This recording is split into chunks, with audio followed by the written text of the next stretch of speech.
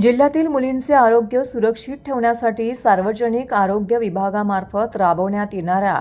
HPV लसीकरण मोहिमेबाबत संनियंत्रण समितीची बैठक उपमुख्यमंत्री तथा पालकमंत्री एकनाथ शिंदे यांच्या अध्यक्षतेखाली ठाण्यातील नियोजन भवन येथे पार पडली। यावेळी मार्गदर्शन करताना उपमुख्यमंत्री एकनाथ शिंदे म्हणाले, आपल्या मुलीचे आरोग्य हीच आपली खरी संपत्ती आहे। 14 ते 15 वर्ष वयोगटातील मुलींना भविष्यातील गंभीर आजारापासून विशेषतः गर्भाशय मुखाच्या कर्करोगापासून संरक्षण देण्याकरिता HPV लस हे प्रभावी सुरक्षा कवच आहे। जिल्ह्यातील सर्व आरोग्य केंद्रांमध्ये ही सुविधा उपलब्ध असून पालकांनी पुढाकार घेऊन आपल्या मुलींचे लसीकरण करून घ्यावे असं आवाहन त्यांनी केले। या बैठकीस आमदार किसन कथोरे, निरंजन डावखरे, ज्ञानेश्वर म्हात्रे, डॉक्टर बालाजी किणीकर, शांताराम मोरे, राजेश मोरे, पालक सचिव नवीन सोना, जिल्हाधिकारी डॉक्टर श्रीकृष्ण पांचाळ, जिल्हा परिषद मुख्य कार्यकारी अधिकारी रणजित यादव, अप्पर जिल्हाधिकारी हरिश्चंद्र पाटील, अतिरिक्त मुख्य कार्यकारी अधिकारी अजिंक्य पवार, निवासी उपजिल्हाधिकारी डॉक्टर संदीप माने, जिल्हा नियोजन अधिकारी वैभव कुलकर्णी,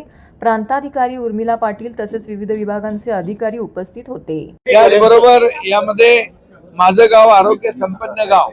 ही देखील हे अभियान सुरू आहे आणि त्यामध्ये मुलींसाठी गर्भाशय मुख कर्करोग प्रतिबंध HPV लसीकरण मोहिमेचा शुभारंभ जो आहे हा झालेला आहे आणि यासाठी हे मुलींसाठी महिलांसाठी